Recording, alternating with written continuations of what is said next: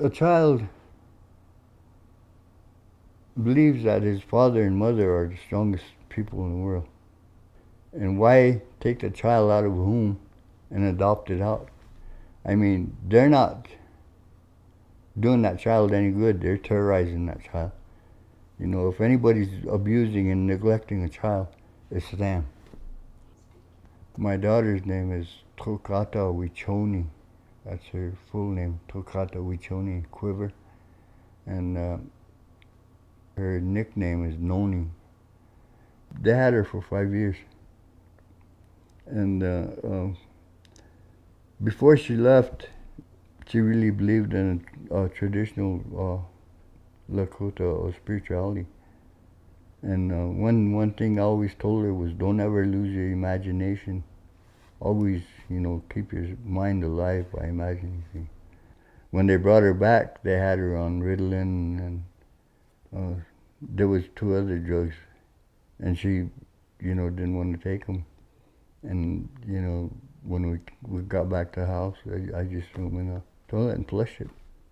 And she said all they did was make her, feel weird and got her sick. DSS is supposed to be the good people, the good guys, but they're not. I mean, here in Rapid City, when they took Noni from me, all those workers up there were women from 22, 23 years old. They didn't have, very much life experience. They didn't have any training, no knowledge whatsoever of what their families were going through.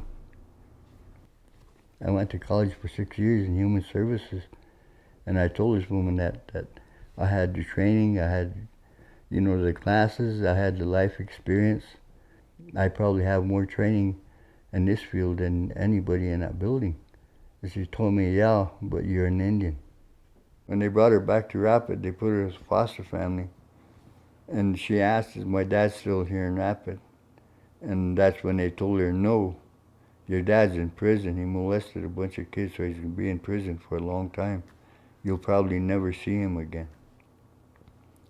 And she was working at Burger King or somewhere like that. And my friend went in there, and he recognized her, so he called her, and she came over.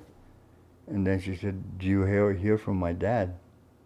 And he said, yeah. He said, I see your dad every day. And she said, what? So he told her, I see your dad every day. He lives at my house. And she, that's when she said, they told me he's in prison. So. Who told her this? Her caseworker. I tried to go back and fill in the empty spot, to where she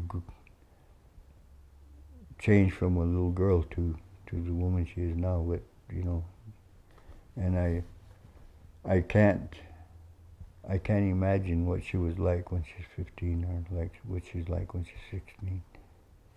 We were together out in the country, and we'd have arguments and things. We was always together, and with these hard times we always made things, made us be closer together, brought us closer together, made us care more. A lot of people say, this is my responsibility. I'm a father, so I'm responsible for this. I don't think it's a responsibility, or look at it as a responsibility. It's more like a gift, or even a privilege, or something like that. It was something that was really good, that was given, to me, to savor, to enjoy.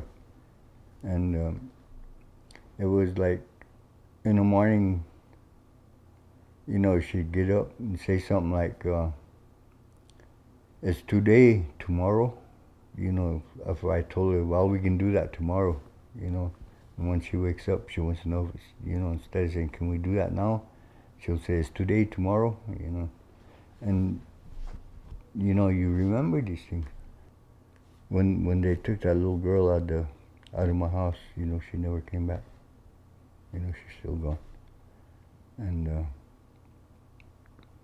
even though she's back, she can come anytime she wants to. we'll never we'll never be that close again. So the pictures in this album, they mean more to me than just pictures. The things that DSS does really takes a lot out of a family, out of a home.